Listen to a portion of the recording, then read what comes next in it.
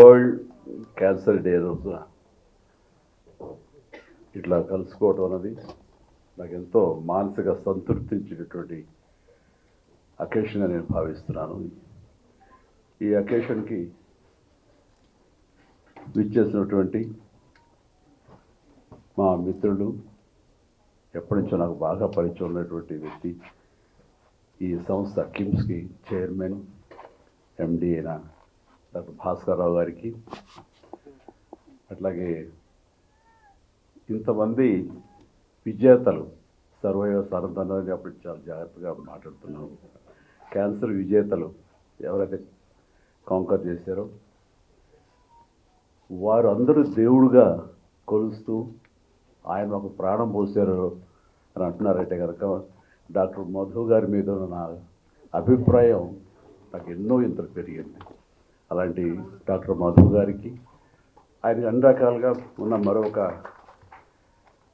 Doctor Narendra Kumar గారు, ఆయన present చేసినవి చూస్తుంటే కనుక చాలా అది ఎడ్యుటైన్మెంట్ అంటాను నేను, ఎంటర్టైన్మెంట్ అండ్ ఎడ్యుకేషన్ రెండు కలిపి చాలా చక్కగా ప్రజెంట్ చేశారు. దానికి ఎంత రీసెర్చ్ చేశారో, చిన్ననాటి నుంచి తనకున్న అభిమానాన్ని రంగరించి తన వైద్య రంగాల్లో దాన్ని కలిపి మిక్స్ చేసి చాలా చక్కగా చెప్పారు. అంటే ప్రతి వాళ్ళకి మాస్ లెవెల్లో హద్దుకునేలాగా ఉంది అది. నిజంగానే వెళ్ళి చాలా అది ఎంటర్టైన్మెంట్ లాగా అనిపిస్తుంది డాక్టర్. అండ్ నరేంద్ర కుమార్ గారికి, అలాగే డైరెక్టర్ సాహు గారికి, అలాగే ఇతర డాక్టర్స్కి అండ్ ఆహ్వానితులకు, ఎవరైతే ఉన్నారో హీరోస్ అండ్ కాంకరర్స్, హీరోయిన్స్, వారందరికి కూడాను, ప్రతి ఒక్కరికి, ప్రతి స్టాఫ్కి, మనిషికి వ్యక్తిగా నా హృదయపూర్వక నమస్కారాలు తెలియజేస్తున్నాను. ఇక్కడికి వచ్చే ముందు చాలా ఫార్మల్గా ఉంటుంది. ఇది నా ఏరియా కాదు, నేను ఏ డాక్టర్ చదవలేదు, శంకరాద్ ఎంబీబీఎస్ తప్ప అని అనుకున్నాను. ఆ ఒక్కొక్క వాళ్ళతో నేను ఫ్యూచర్ ఇవ్వాలని కూడా తెలియదు నాకు. కానీ వచ్చిన తర్వాత నా కుటుంబ సభ్యులతోటి నేను ఉంటున్న భావన కలిగింది ఈ చక్కటి దినాన్న. అలాంటి అవకాశం, అలాంటి గుడ్ ఫీలింగ్ ఇచ్చినందుకు మరొక్కసారి నా హృదయపూర్వక ధన్యవాదాలు తెలియజేస్తున్నాను. నేను ఇక్కడ రావటం అనేది ఎలా జరిగింది ఏంటనేది చిన్న వివరణ మీకు ఇచ్చుకోవాలి. ఇక్కడ ఎవరు నాకు తెలియదు. సో ఒక భాస్కరరావు గారు, వారి సోదరులు కృష్ణారావు గారు నాకు ఎప్పటి నుంచో తెలిసినా సరే వారు ఇందులో డైరెక్ట్గా నన్ను ఇన్వైట్ చేయడం వాళ్ళు ఇన్వాల్వ్ కాలేదు. ఎందుకంటే నా ఇబ్బందులు నాకు ఉంటాయి, ఎందులో పిలిచారేది చాలా అకేషన్ నుంచి అనుకుని 2.5 decades బట్టి ఏదో రకం మిమ్మల్ని పిలవాలని అనుకుంటున్నాను, కానీ పిలిచి నేను ధైర్యం చేయలేదు. ఎందుకంటే డిస్టర్బెన్స్ అనే ఫీలింగ్ నాకు ఉంటుండేది అన్నారు ఆయన. బట్ ఎవరా ధైర్యం చేసింది అంటే మధు. ఆయనకి నాకున్న పరిచయం ఏంటంటే ఏమీ లేదు పరిచయం. జస్ట్ మా ఇద్దరు 4 days బ్యాకే 3 days బ్యాకో ఆయన మా ఇంటికి వచ్చారు. అది సార్ రమ్మన్నాను. ఎట్లా జరిగిందంటే ఇది ఒక 4-5 days బ్యాక్ ఈ క్యాన్సర్ సంబంధించినటువంటి వైద్య నిపుణులు న్యూయార్క్లో ఉండే నోరి దత్తాత్రేయ గారిని నేను ఇంటికి ఆహ్వానించడం జరిగింది. వారికి పద్మభూషణ్ అవార్డు భారతదేశం ఇచ్చినటువంటి సందర్భంలో వారిని గౌరవించుకోవాలి. ఆయన చేసినటువంటి కృషి ఈ క్యాన్సర్ సంబంధించి ఇది చాలా గణనీయం అని తెలిసిన తర్వాత వారిని ఇంటికి ఆహ్వానించి వారిని సన్మానించడం, వారిని అభినందించడం చేసిన తర్వాత ఆయనతో కూర్చున్నప్పుడు నాకు అనిపించింది, ఇదివరకు 1-2 సార్లు నేను ఇలాంటి క్యాన్సర్ సంబంధించినటువంటి అవగాహన సదస్సులకి వెళ్ళాను. కానీ ఆయన చెప్తున్నటువంటి ఇన్ఫర్మేషన్ అది తెలుసుకుంటే కనుక ఇది ఒక ఉద్యమంలాగా నేను మళ్ళీ దీని మీద నన్ను ఫోకస్ పెట్టగలిగితే చాలా బాగుంటుంది అని అనుకున్నాను. కానీ వితిన్ 4-5 daysలో క్యాన్సర్ డే వస్తుందని కానీ, కిమ్స్ నుంచి నాకు ఆహ్వానం వస్తుందని కానీ నేను ఊహించేది. వచ్చిన వెంటనే ఇది దైవికం, నేను అనుకున్నటువంటి ఇచ్చ ఏదైతే కనుక నా కోరిక ఉందో అది చాలా బలీయమైంది. కాబట్టి వెంటనే నేచర్ నాకు ఈ అవకాశం కల్పించిందని దాన్ని వెంటనే మీరమేషాలు లెక్క పెట్టకూడదు అన్న ఉద్దేశంతో ఖచ్చితంగా ఎస్ అని నేను చెప్పడం జరిగింది. అందుకనే నాకు తెలిసినట్టు భాస్కర్రావు గారు కూడా ఫోన్ చేసి ఇలా ఆహ్వానం వచ్చింది రమ్మంటారు. ఏం క్రాస్ చెక్ చేయాల, పిలిచారు వెళ్ళటం అని చెప్పేసి 5 నిమిషాల్లోనే మా ఇంటికి వచ్చి ఒక మధు గారికి ఒక కాఫీ చేసి నేను వస్తున్నాను, మీరు బయలుదేరి వెళ్ళిపోయి అన్ని ఏర్పాట్లు చేసుకోవడం అనడం జరిగింది. ఇది ఒక బాధ్యతగా నేను ఫీల్ అవుతున్నాను. దీని మీద నాకు అవగాహన ఎంతో కొంత ఉన్నది. ఎందుకంటే నాకు మెడికల్గా నాకు ఎంతో మంది ఫ్రెండ్స్ ఉండబట్టి వాళ్ళ నుంచి తెలుసుకున్న విషయాలు ఇదో ఇప్పుడు కూడా ఈరోజు కూడా ఎన్నో విషయాలు నేర్చుకున్నాను, తెలుసుకున్నాను. అండ్ ఈ దిశగా నేను వెళ్తున్నప్పుడు నేను కూడా నాకు ఉన్నటువంటి లైఫ్ స్టైల్లో ఏమో అన్న దృష్టితో ఎప్పుడు కూడా ఉంటాను.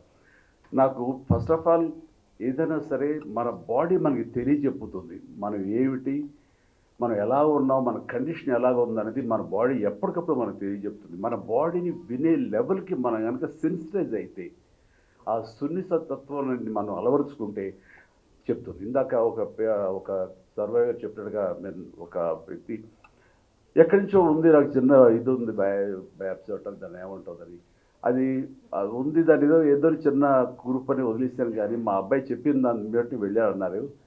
అది ఆయన కనుక తనకు ఉండి ఇదేమో ఎందుకు ఛాన్స్ తీసుకోవాలి అని ముందే కనుక ఆయన అనుకుని ఉంటే కనుక ఎర్లీగా వెళ్తే కానీ అది దాని గురించి తెలిసి వచ్చేదేమో. అండ్ అలాగా ప్రతిదీ నాకు కూడా ఏంటంటే ఈ అవగాహనతో చాలామందికి కామన్గా వచ్చే వాటిల్లో ఓరల్ క్యాన్సర్స్ కానివ్వండి, లంగ్ క్యాన్సర్ కానివ్వండి, లేకపోతే మనకి మగవాళ్ళగా అయితే కనుక ప్రోస్టేట్ కానివ్వండి, లేడీస్ అయితే ఇది బ్రెస్ట్ క్యాన్సర్ కానివ్వండి, ఇలాగే సర్విక్స్ కానివ్వండి, ఇలాగే గర్భాశయం క్యాన్సర్ కానివ్వండి, ఇలాంటివి ఎన్నో ఉన్నాయి. ఇవన్నీ బేసిక్గా తెలుసుకోవటానికి, టెస్ట్ చేయించుకోవడానికి మన చుట్టూ ఎన్నో ఉన్నాయి. మనకి ఆ అవగాహన ఉండాలి, మనకు ఆ పుష్ ఉండాలి. మనకు రాదులే, మనం చాలా ఆరోగ్యంగా ఉన్నాం అని అనుకోవటానికి లేదు.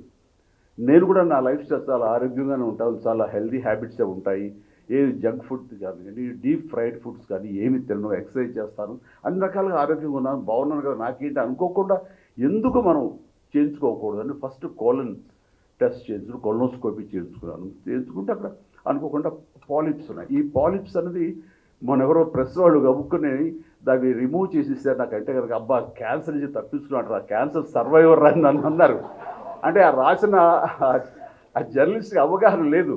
నేను అవి బయాప్సీలో అది మ్యాలగ్నియన్ అయి ఉండొచ్చు, లేదా బినైన్ అయి ఉండొచ్చు, ఎవరు అయి ఉండొచ్చు, అది ఏది కాకపోవచ్చు. అది సో 1% ఛాన్స్ కూడా తీసుకోకూడదని నేను తీసుకున్నందుకు అక్కడ ఆ పాలిప్స్ రిమూవ్ చేశారు. క్లీన్ ఆఫ్టర్ మళ్ళీ 3-4 ఇయర్స్ తర్వాత మళ్ళీ వెళ్ళాల్సి వస్తే కనుక వెళతాను, చేయించుకుంటాను. అదేవిధంగా ప్రోస్టేట్ సంబంధించి పిఎస్ఏ టెస్టులు చేయించుకోవడం అనేది నేను రెగ్యులర్గా చేయించుకుంటూ ఉంటాను అనమాట.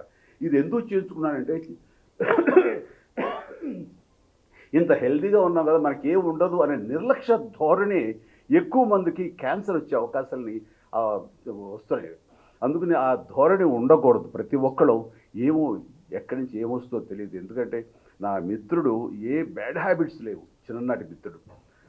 అతను వచ్చిందా సడన్గా నాకు లంగ్ క్యాన్సర్ వచ్చింది, లంగ్లో ప్యాచెస్ కనబడతాయని చెప్పారు డాక్టర్ని. అదే ఎట్లాగా వచ్చింది అని, నీకేం బ్యాడ్ హ్యాబిట్స్ ఏం లేదు కదా, నువ్వు స్మోకరు కాదు, ఏ రకమైనటువంటి ఇవి లేవు, లంగ్ ఎందుకు వచ్చింది, మంచి అట్మాస్ఫియర్లోనే పల్లెటూరులో హాయిగా మంచి క్లైమేట్లోనే ఉంటుంటావు కదా వెదర్లో, ఎందుకు వచ్చిందంటే ఏమో తెలియదు అన్నాడు. ఒక్కోసారి ఎందుకు వస్తుందో తెలియదు, జెనెటిక్స్గా జెనెటిక్గా పెద్దల నుంచి రావచ్చు, అలాంటి అవకాశాలు ఉన్నప్పుడు అది వచ్చినటువంటి వాటికి తన బాడీని తను విన్నాడు. లేదంటే తన డాక్టర్ మిత్రుల దగ్గరికి వెళ్ళి నాకు దగ్గు వస్తానే ఉంది, దగ్గు తగ్గట్లేదు, ఆయాసంగా ఉంటుంది, ఎన్ని మందులు వేసుకున్నా తగ్గటలేదు అంటే, ఇన్ని మందులు వేసుకున్నా తగ్గటలేదు అంటే దీన్ని తేలిగ్గా తీసుకోకూడదు. ఆ డాక్టర్ మిత్రుడు వాడు నా స్నేహితుడు తన లంగ్కి సంబంధించినటువంటి సిటీ స్కాను అండ్ ఎక్స్రేలు తీసిన తర్వాత ఎక్కడో ప్యాచెస్ కనిపించి వెంటనే వెళ్ళిపో అంటూ హైదరాబాద్ పంపిస్తే నేను అతన్ని హాస్పిటల్లో నేను ట్రీట్మెంట్ అది చూపించడం చూస్తే ఇది క్యాన్సర్ తెలిసింది. అయితే ఫస్ట్ స్టేజ్లో ఉంది కాబట్టి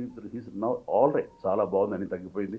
ఆ ప్యాచ్ స్మాల్ ప్యాచ్ అలాగే ఉండిపోయింది తప్ప అది పెరగటం ఏం లేదు లాస్ట్ గత 10 ఏళ్లలో. ఇట్లాగా మనం మన గురించి మన బాడీ ఏం చెప్తుందో వినాలి, దాన్ని నెగ్లెక్ట్ చేయకూడదు. నాకు రాదులే, నాకు ఉండదులే అనుకోవడానికి వీలు లేదు. ఈ రోజున మన హ్యాబిట్స్ మూలంగా వస్తుంది, మనకున్న వెదర్ కండిషన్స్ బట్టి వస్తుంది, మనకి పేరెంట్స్ నుంచి కూడా వచ్చే అవకాశాలు ఉంటాయి జెనెటికల్గా. సో ఏవైనా సరే 90% మనం తప్పించుకోవడానికి అవకాశాలు ఉన్నాయి. గర్ల్స్కి ఈ సర్వీక్స్ సంబంధించినటువంటి క్యాన్సర్ వస్తుంది మన ముఖద్వారానికి, గర్భాశయ ముఖద్వారానికి, అట్లాగే గర్భాశయానికి సంబంధించి కూడా వస్తుంది. సో 4-5 ఏళ్ల నుంచి 9-10 ఏళ్ళు, అయితే 14 ఏళ్ల లోపు, 9 నుంచి 14 ఏళ్ల లోపు గర్ల్స్కి ముఖ్యంగా అందరికీ ఈ వ్యాక్సినేషన్ కనుక మనం ఇవ్వగలిగితే, హెచ్పివి కదండి, హెచ్పివిఏ హెచ్పివి వ్యాక్సినేషన్ ఇవ్వగలిగితే కనుక 100% వాళ్ళకి సర్వైకల్ క్యాన్సర్ వచ్చే అవకాశమే లేదంటారు. అట్లాగే మన ఇక్కడ ఇండియాలో సంబంధించి ఆ విమెన్కి వాళ్ళు ఎక్స్పోజ్ అయినా సరే, పెళ్ళైనా ఏవైనా సరే, ఒక 45 ఏళ్ల వరకు కూడా ఆ హెచ్పివి వ్యాక్సినేషన్ అనేది ఇవ్వండి, మంచిదే అని అంటున్నారు. అది తీసుకోవడం మూలంగా తప్పేం లేదు. సో దానికి కావాల్సిన యాంటీబాడీస్ తయారవుతాయని కూడా అంటున్నారు. కాబట్టి నేను సజెస్ట్ చేసేది ఏంటంటే 9 సంవత్సరాలు 10 సంవత్సరాల నుంచి 20, 30, 40 సంవత్సరాల వరకు కూడా గర్ల్స్ అనేది ఒక చిన్న ఆ వ్యాక్సినేషన్ హెచ్పివి అనే వ్యాక్సినేషన్ వేయించుకుంటే వాళ్ళకి ఈ సర్వైకల్ సంబంధించినటువంటి రాకుండా పోతుంది. అట్లాగే యూట్రస్ సంబంధించి లోపల ఇన్నర్ లైన్ కొంచెం థిక్న్ అయితే కనుక అది కూడా అల్ట్రాసౌండ్ ద్వారా తెలుస్తుంది అంటారు. అలాంటి ఫ్రీక్వెంట్గా చేయించుకోవడం మూలంగా ఆ ఈ గర్భాశయ సంబంధించి కూడా రాదు, అవాయిడ్ చేయొచ్చు అంటున్నారు. అట్లాగా నాకు సంబంధించి మాకు మరొక మిత్రులకు కూడా ఇట్లాగే ప్యాంక్రాటిక్ ఇది వచ్చిన తర్వాత మధు గారు ఉండుంటే కనుక అతను చాలా ఇదిగా ఉండేదేమో, కొంచెం ఎక్కువ స్టేజ్కి వెళ్ళింది, అతను కొంచెం సఫర్ అవుతున్నాడు అని అనిపిస్తుంది. తీసుకొచ్చి మధు గారికి చూపించాలి మరి. ఇట్లాగా ప్రతి దానికి కూడా మనకి అవాయిడ్ చేసి దాన్ని తప్పించుకునే అవకాశాలు ఉంటాయి ఎర్లీ డిటెక్షన్ చేస్తుంటే కనుక. అండ్ ఈ రోజుల్లో ఎన్ని ట్రీట్మెంట్ సంబంధించి ఎన్నో వచ్చింది. ఇప్పుడు గామా గామా అది వచ్చింది కదండి, gamma knife, okay, gamma knife వచ్చింది. అలాగే ప్రోటాన్ కూడా వచ్చిందండి థెరపీ, చెన్నైలో ఉంది. నాకు తెలుసు, నేను రాకేష్ గారు అని, ఆయన చీఫ్ డాక్టర్ అక్కడ.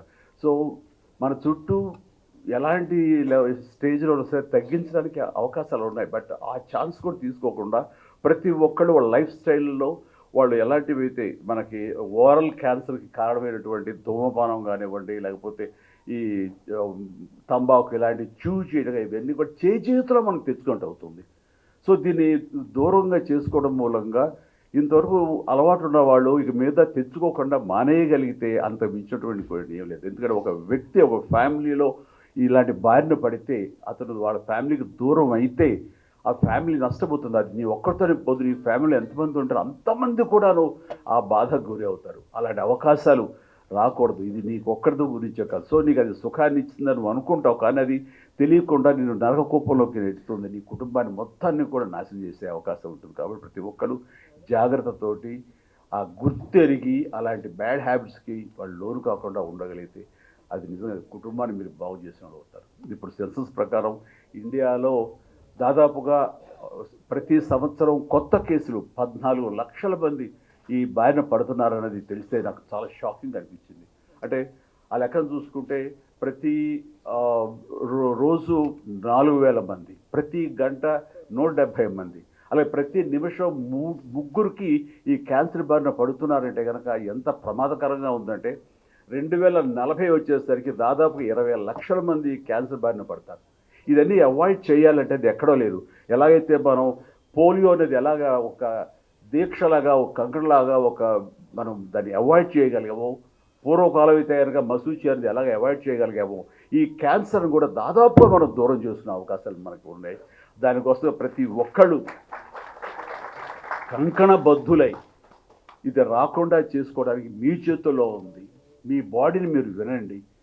కాబట్టి మా బాడీ చెప్పిన దాని ప్రకారం వెళ్ళండి. అవకాశం ఉన్నవాళ్ళు ఎర్లీగా దీనికి కావాల్సిన టెస్టులు చేయించుకోండి. అది పిఎస్ఏ కానివ్వండి, అల్ట్రాసౌండ్ ద్వారా కానివ్వండి, లంగ్ సంబంధించి కానివ్వండి, ఇట్లా ఎన్నో ఉన్నాయి అవకాశాలు. అవన్నీ మీరు అబండెంట్గా అన్ని చోట ఇన్ఫర్మేషన్ ఉంది. ఆ రకంగా మీరు తెలుసుకుని దాన్ని ఆచరించి దీన్ని అవాయిడ్ చేయగలిగితే అది మీరే కాదు, మీ కుటుంబం అందరినీ కూడా హ్యాపీగా ఉంచిన వాళ్ళు అవుతారు. సో నాకున్న ఈ కొద్ది అవగాహనతో మీతో మాట్లాడగలిగాను. కానీ దీని మూలంగా మన వాళ్ళు ఏదైనా సరే ఫ్యూచర్లో క్యాంపెయిన్ చేయగలుగుతాము. మీరు మాకు దోహదపడండి. ఇది ఎక్కువ మంది రీచ్ అవ్వడం కోసం అవకాశం ఉంటే కనుక మోర్ సైంటిఫిక్గా, మోర్ ప్రిసైజ్డ్గా, కన్స్ట్రక్టివ్గా నా నుంచి కొన్ని షార్ట్ ఫిల్మ్స్ వెళ్తే కనుక ఎంతో కొంత ఉపయోగపడుతుంది. దాని ద్వారా నేను కూడా ఈ సొసైటీకి ఎంతో కొంత హెల్ప్ చేస్తాను అవుతాను